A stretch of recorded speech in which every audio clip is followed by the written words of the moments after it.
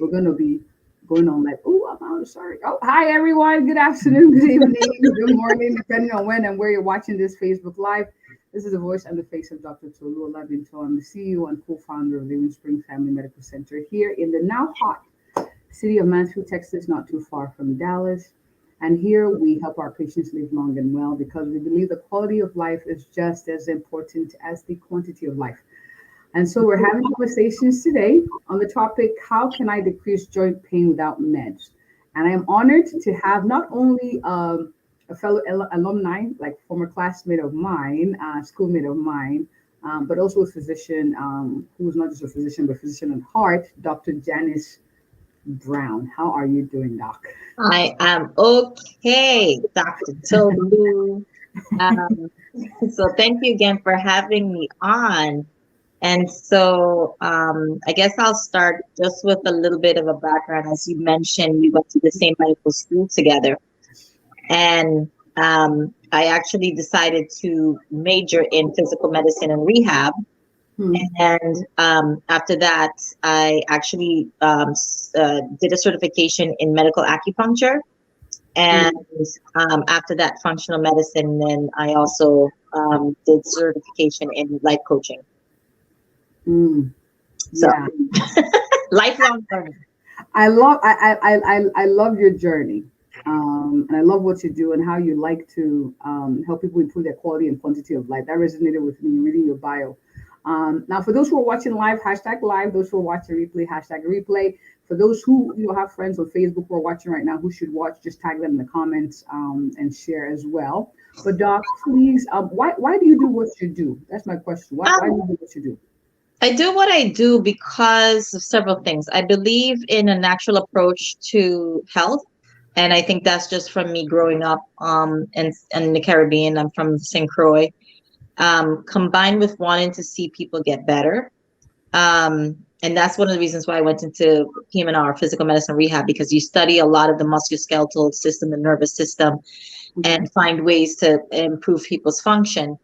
I've sort of transitioned that, and now basically what I do is I help people mainly with a lot of like muscle pain, joint pain, back pain. I help them not just by giving opioids, but also expanding the horizon and using other tools available to help them with, manage their pain.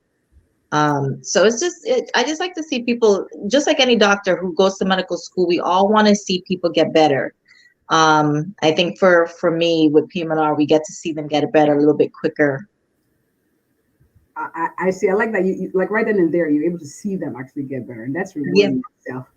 All right, touche. Now you talked a lot about, pain, and I know you have so many angles to you, but today we're kind of talking more about how to naturally ease a joint pain. But what are common causes of joint pain that you tend to see at your practice or your line of work?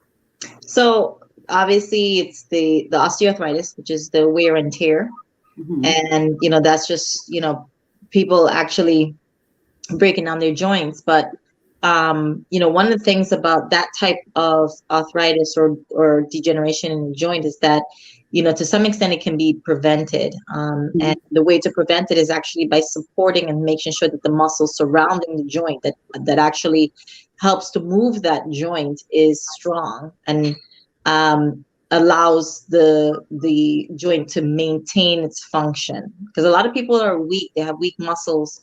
The best example is like the knee joint. That's one of the joints that breaks down pretty quickly. But if somebody maintains the integrity and the strength of the quadriceps, which is the muscles on the front of the thigh, and balance it and make sure that they also have, strength in the hamstrings, which is at the back of the leg, and also the side. So that we sometimes forget about the side and the middle muscles. That creates a nice balance to allow people to just, be able to like maintain that joint. So that's one type that I see. Of course, I see in my practice, I have a lot of 3 rheumatologists that actually are in the practice. So they're also seeing a lot of the arthritis that are caused by inflammatory processes, as well as people who have processes where they're sort of like their immune system attacks the lining of the joint, or at least of the bone that creates the joint. So autoimmune disorders, they will see those. So sometimes they'll send them my way, especially if they can't get their pain controlled with what they use. And so I will employ different tactics. I do a lot with back pain, and I think back pain is a big I wouldn't say problem, but it's common Very common. across not just the United States, but actually it's across the world. Oh, yes. Believe it or not. And so with back pain, people sometimes forget that we have these tiny joints in our backs, especially in the low back where we move or we can bend forward, and in the neck. So I see a lot of those, and pretty much help them to ease the pain using, whether it's injections. Sometimes I'll do, medications. I do acupuncture. But the one thing that I think is key is looking at people's weight and what they're eating. And sometimes we forget about those two things. Okay. All right. So you've touched on the topic, and that kind of segues to my next question. So you have someone, and sometimes I see this at the clinic. Patient comes There's in. a little bit of it seems a little bit. Do you hear your voice because it's breaking up a little bit? You're echoing. I'm echoing. Am I echoing? It's still kind of wonky, like kind of, it's almost like the voice is coming through and it's being interrupted. My Wi-Fi looks really strong here. Okay. I'm not sure. Okay. Well, we can go on. I'm not sure if it's maybe on my end, but You sound good. So you sound good. All right. So my next question is: sometimes you have patients who come in, and they say, well, yes, I know weight loss can help with joint pain, but when I move, it hurts. So totally, it's a little bit hard to hear. Okay. Did you you didn't change anything? Nope. Okay. Oh, all right. I'm wondering if it's my connection. Maybe. Maybe, yeah. All right. So what I'll do is I'll just go ahead. I know that you're asking some questions, and I'll just kind of I'm gonna chat with you. So look Okay. at the screen and look in the chat yes. That's And good. all right. So my next question is Mm-hmm. is weight loss can help with joint pain, but what would you say to someone when they say that movement hurts? How Yeah. would you encourage them to keep going? I know that's a tough one. So because it's it's a catch-22, and a lot of times, weight loss, there's way more to losing weight than just simply saying, hey, um, just go ahead and lose the weight. A lot of times they get frustrated because they don't know how to. But essentially, what I tell people who are, having joint pain and they're complaining and they say they can't move, I explore with them what they can do. What movements can they do? And I'm here in Central Florida, so there's a lot of access to pools. One of the major hospital systems here in the city that I live in, actually has access to a heated pool that's indoors. And sometimes I'll have people. I'll actually write a prescription for PT, but specific for aquatic therapy, just to get them in the water, because the water is so great that it supports the joints, it supports the body, so you don't get that strain through, all the weight going through the joints, in the spine, in the hips, the knees, the ankles, the feet. So I try to get them to do some of that activity. If they're pretty much resistant to that, I say, okay, if you taking a pain medication, try to optimize when you take your pain medication, that's when you do your activity, and some type of activity. And it could just be simply hey, let me just walk to the mailbox and check the mail. It could be, hey, I'm going to go shopping, food shopping, you know, anything that gets them up and moving. Because it's a catch-22. When those joints get like kind of, they get into a position where it's hard to move smoothly, whether because it's, the surface of the bone is breaking down, or like in the back, those, we call them facet joints, where they get kind of, irregular and kind of, they grind against each other. And so every time that they move, it generates the pain. It's a catch-22. They got to move it so that way they can maintain that sort of oil. It's not actually oil, but it's a lubricant that is in each and every joint. So they have to move to be able to maintain that, and to create or to keep the joints kind of mobile. So I find creative ways, and it really depends on the person. I mean, I individualize my approach to dealing with them. So one person may not necessarily may say, I hate the water. Okay, well, let's go back to the drawing board and let's figure out what you can do. Okay. All right. That's good. Interestingly enough, today I had a meeting with a physical therapy owner, center owner, and he has aquatic therapy, and there's not too much of it here in Mansfield or in Texas area for whatever reason. But my patients have found it very useful, so I like that you mentioned that. But my next question to you is this: if you can hear me, I can hear you good. All right. So for someone who's a couch potato, and sorry, I hope that no one's offended by that comment. Like, meaning you just enjoy the couch. You seem like just staying still is helpful, comfortable for you. How would you encourage them to start? Because I know you said going to the mail, but what if I don't check the mail? I don't expect a mail from anybody. Or grocery shopping. I don't like grocery shopping. I've gotten used to ordering stuff since COVID. How would you encourage them to start? Because I know you said it's a catch-22, so it's almost intuitive. Like, it hurts when I move, so why would you move? But we know that if you don't move, the pain gets worse. Right. So how would you encourage them, Doc? So that's why I kind of put on my life coaching hat and start working with what it is that motivates them, because for most people, there's something that motivates them. So, it could be, hey, I want to be able to see my grandchildren, graduate, or my grandchild graduate. So I start there and I say, okay, what is your motivation? Then I try to find out what it is that keeps them or has kept them from moving. So a lot of times there could be some depression, because we can't not think about that. Oftentimes people who have chronic pain, there's also, some sort of depression or anxiety associated in conjunction with the pain. And so I try to find out, okay, if there is some type of depression, or is the depression being treated? Because a lot of times if you don't have the will or the desire to move or to do anything, you're not going to. Right.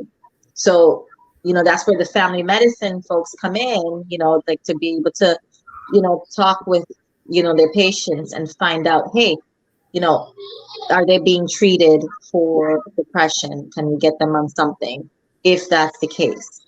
So I look at their motivation and I check out to see whether or not they have depression or anxiety. Then the next step would be to find out, something that they like to do. Okay. Something that they enjoy. Can I pair an activity with something that they enjoy? So in other words, it's kind of like they know they need to do something, but yet they know there's something that they like to do. And I'm going to see if, hey, maybe I can pair it. And it could be something as simple as, hey, I enjoy watching TV. Okay.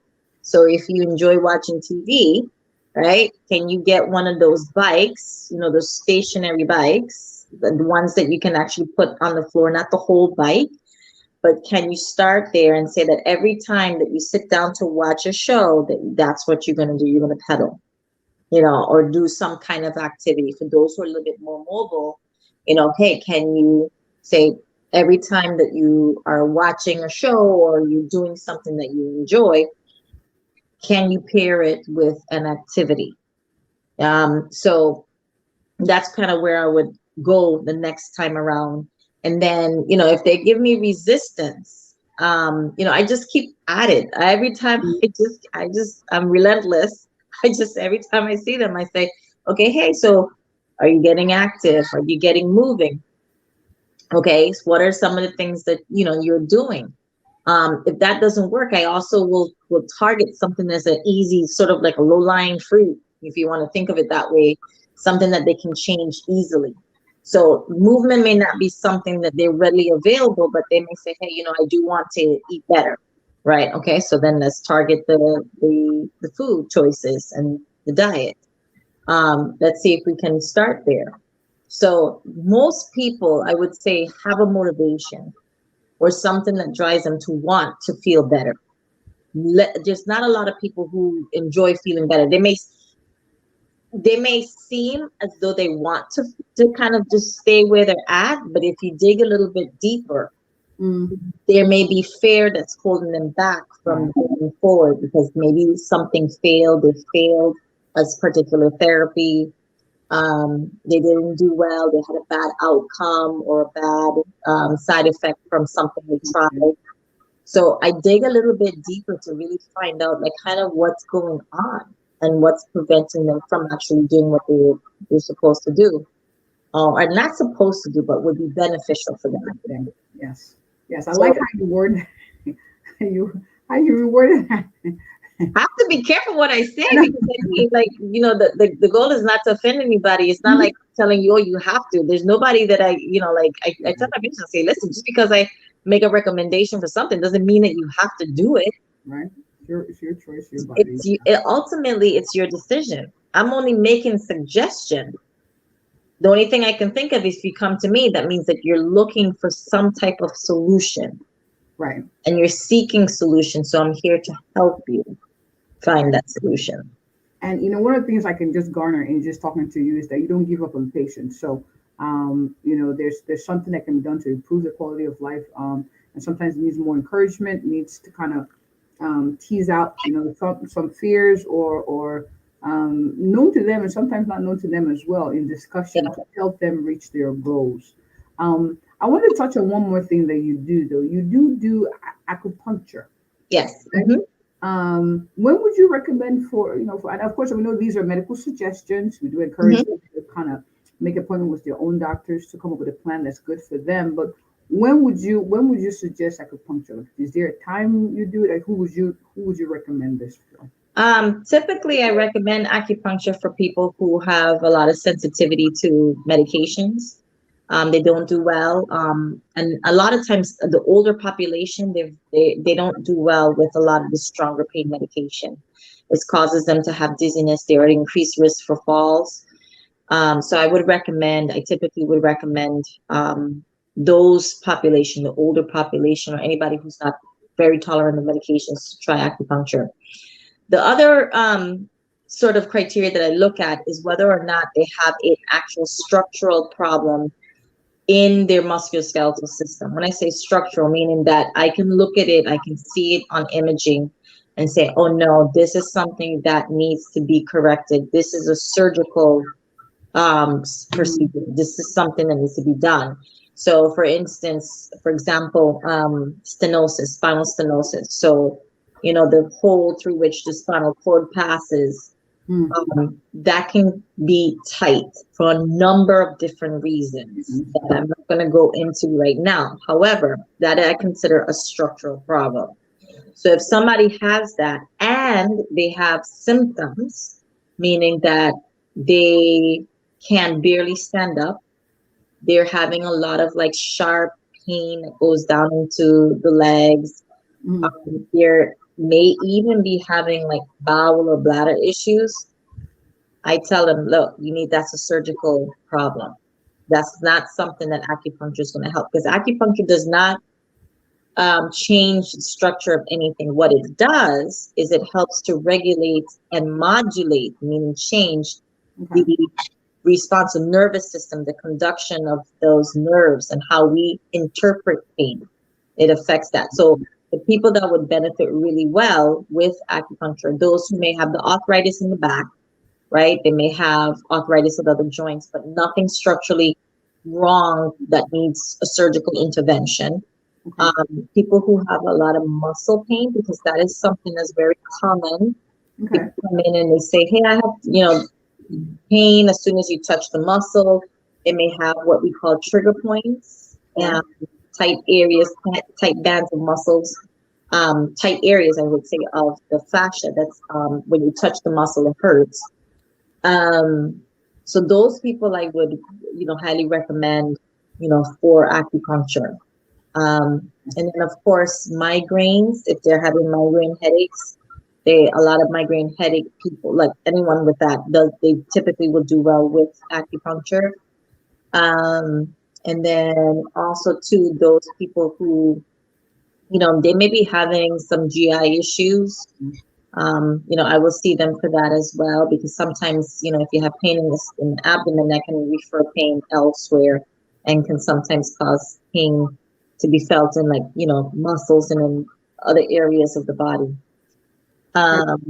So yeah, pretty much, you know, I tell people, like, anybody can really try it. I've had people who do have like structural issues. Like I've had a couple of patients who had arthritis. So Uh-huh. this is degenerative arthritis in the hip. And they didn't want to do surgery. They knew they needed surgery, but they were trying to wait a little bit longer before they proceeded for surgery for whatever reason. And so I did acupuncture for them, and it relieved their symptoms. The symptoms would be less, I would say, for about a week, and then of course it would come back because again, they had that issue that in the structure of the joint that needed to be corrected. And when they were ready to do their surgery, they went on and they did well. So there are options. Oh yeah. Medication, non-surgical. Mm-hmm. Very good. This is good. I'm glad that you offer other options than the typicals. And I'm sure I have someone who's watching who's like, wow, I like this doctor. I know people in the Florida area. Doc, where can people connect with you to either have you come speak on their platform or to kind of work with you? Where can people find you, Doc? So they can reach me at my website. I have a website. It's called betterhealthlifecoaching.com. And you can also reach me on Facebook at the same handle. So Better Health Life Coaching. And my email is just Janice, Janice, at betterhealthlifecoaching.com.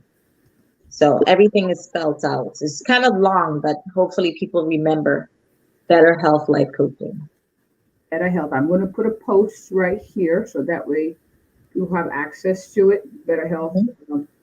I should have put a little space in between, but Mm-hmm. Better Health Life Coaching, and that's the Facebook, page. Mm-hmm. Better Health and Rehab. I like on the website as well. I like what you do, Doc, and it's really nice to see you doing the things. Mm-hmm. Thank you for coming. I appreciate you for taking the time to do this with our viewers. Absolutely. And we haven't even touched a lot of things that we I didn't know. go over the foods that people can avoid to prevent joint pain, but that's a whole nother topic. Okay, yeah, okay, wait. But that's gold though. So Okay. food, so give me three. So the three top foods that I usually tell people to be aware of that could possibly cause joint pain is gluten, because it can cause an inflammation. Dairy, also the same kind of thought process in terms of causing inflammation.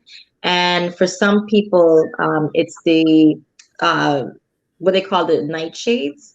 So the ones, tomatoes, peppers, and so forth. Sometimes it can cause like an inflammatory response, and that can be uh, seen in the joints. So those are the ones that I typically, and of course everybody's different because everybody has like certain food allergies. Some people it's meats, but those are the three top ones. Some people can't tolerate nuts, Okay. believe it or not. Thing. And so, yeah, it is quite interesting because I've had people, their pain goes away by simply stopping certain food items that they didn't even know that they were allergic to or like they had a sensitivity to. And it's not necessarily an allergy, it's just that their bodies respond by an inflammatory response, meaning your immune system is sort of saying, hey, I don't like this in my body. Let's get rid of this. And so the immune system goes up and tries to remove it. And then that's what causes a lot of the issues. Huh. That's Huh. a very good one. Yes, that's a good one. Yeah. It's a good one to know. So that way people Mhm. can say, you know what, and sometimes people have to